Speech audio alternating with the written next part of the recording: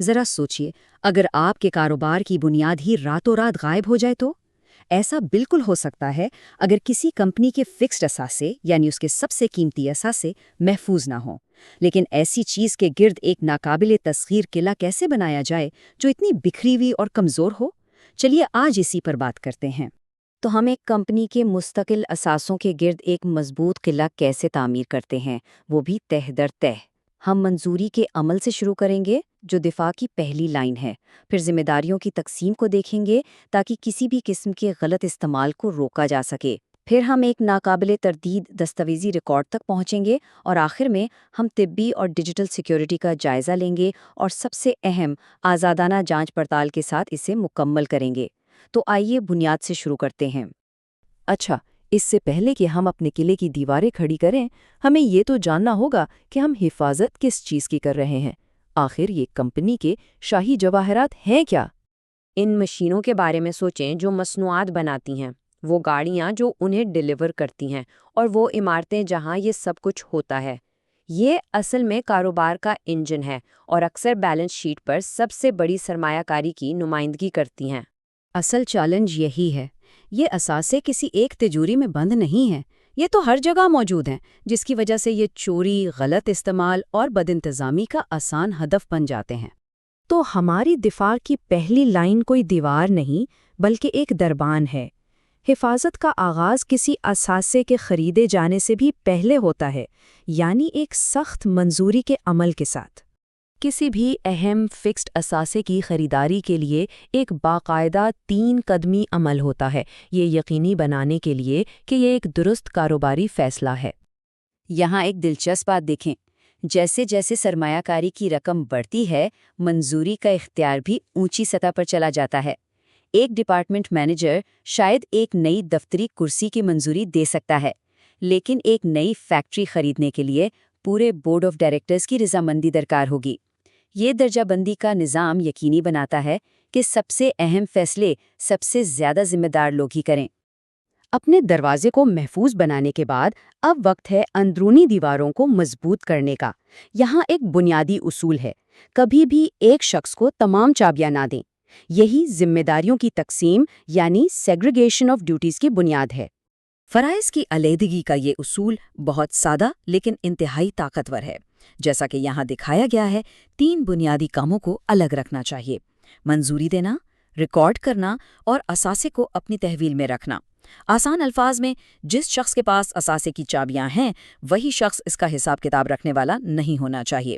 اسے یوں سمجھیں، اگر تجوری کی حفاظت کرنے والا ہی کھاتوں کی کتاب بھی سنبھالتا ہو، تو وہ آسانی سے رقم نکال کر ریکارڈ کو اس طرح بدل سکتا ہے کہ کسی کو کانوں کان خبر نہ ہو۔ ان کرداروں کو الگ کر کے ایک کمپنی جانچ اور توازن کا ایک اندرونی نظام بناتی ہے جو دھوکہ دہی کو بہت مشکل بنا دیتا ہے۔ منظوری اور کرداروں کی وضاحت کے بعد ہمارے قلعے کی اگلی دیوار ہے ہر لین دین کا ایک ٹھوس، قابل تصدیق ریکارڈ۔ اس عمل میں ہر دستاویز سمجھ لیں ایک روٹی کے ٹکڑے کی طرح ہے۔ جب یہ سب ملتے ہیں تو ایک واضح، ناقابل تردید راستہ بناتے ہیں جسے آڈٹ ٹریل کہتے ہیں، جو بالکل ٹھیک دکھاتا ہے کہ کس نے کیا اور کب کیا۔ یہ فلو چارٹ شاید تھوڑا پیچیدہ لگے، لیکن اس کے پیچھے کا خیال بہت سادہ ہے۔ ساری کہانی ملانے کی ہے۔ مثال کے طور پر، جب کوئی سامان آتا ہے تو سسٹم ڈیلیوری رپورٹ کا موازنہ اصل پرچیز آرڈر سے کرتا ہے۔ کیا وہ ایک جیسے ہیں؟ اگر ہاں تو بہت اچھا، اگر نہیں تو ایک الرٹ جاری ہوتا ہے۔ یہ خود کا نظام یقینی بناتا ہے کہ کمپنی صرف اسی چیز کی ادائیگی کرے جس کا اس نے آرڈر دیا تھا اور جو اسے موصول ہوا۔ اب بات کرتے ہیں ان اصل تالوں کی، تبھی بھی اور ڈیجیٹل بھی، جو روزمرہ کی سیکیورٹی فراہم کرتے ہیں۔ سیکیورٹی کی کئی پرتیں ہوتی ہیں۔ یہ صرف دروازوں پر تالے اور دیواروں پر کیمروں کی بات نہیں ہے۔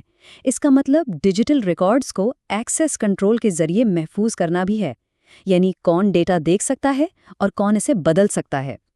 اس کا مطلب انشورنس کروانا ہے تاکہ بدترین صورتحال میں تحفظ ملے۔ اور ہاں، اس کا مطلب باقاعدہ دیکھ بھال بھی ہے، کیونکہ ایک اچھی طرح سے برقرار رکھا گیا اثاثہ اپنی قدر برقرار رکھتا ہے۔ ہمارے قلعے کی آخری دیوار، اور شاید سب سے اہم بھی، یعنی ایک آزاد فریق سے یہ تصدیق کروانا کہ سب کچھ حساب کتاب کے مطابق ہے۔ یہاں سب سے اہم لفظ آزادی ہے۔ یہ جانچ پڑتال سب سے زیادہ مؤثر تب ہوتی ہے جب انہیں کوئی ایسا شخص انجام دے جس کا روزمرہ کے کاموں سے کوئی تعلق نہ ہو۔ ایک نئی نظر کی ضرورت ہوتی ہے، کوئی ایسا شخص جو منظوری دینے، اثاثوں کو سنبھالنے یا کھاتوں کو رکھنے میں شامل نہ ہو۔ یہ تعصب کو روکتا ہے اور یقینی بناتا ہے کہ غلطیاں یا بے ضابطگیاں پکڑی جائیں۔ اور یہ سلائیڈ سب کچھ ایک ساتھ جوڑ دیتی ہے۔ دیکھیں کہ ہر کنٹرول کس طرح ایک مخصوص خطرے کا مقابلہ کرتا ہے۔ مثال کے طور پر فرائض کی علیحدگی کو لیں، یہ براہ راست غلط یا جعلی لین دین کے خطرے کو روکتا ہے۔ اسی طرح آزادانہ جانچ پڑتال چوری شدہ اثاثوں یا دوہری خریداریوں کے خطرے کو کم کرتی ہے۔ یہ کنٹرولز کا ایک جال ہے جہاں ہر قدم دوسرے کو مضبوط کرتا ہے تاکہ ایک جامع دفاعی نظام بنایا جا سکے۔ ظاہر ہے اس قلعے کی تعمیر میں وقت اور وسائل لگتے ہیں۔ ہر کمپنی کو ہمیشہ لاگت اور فائدے کا تجزیہ کرنا چاہیے۔ یہ بالکل ویسا ہی ہے جیسے یہ فیصلہ کرنا کہ گھر کے دروازے پر کتنے تالے لگائے جائیں۔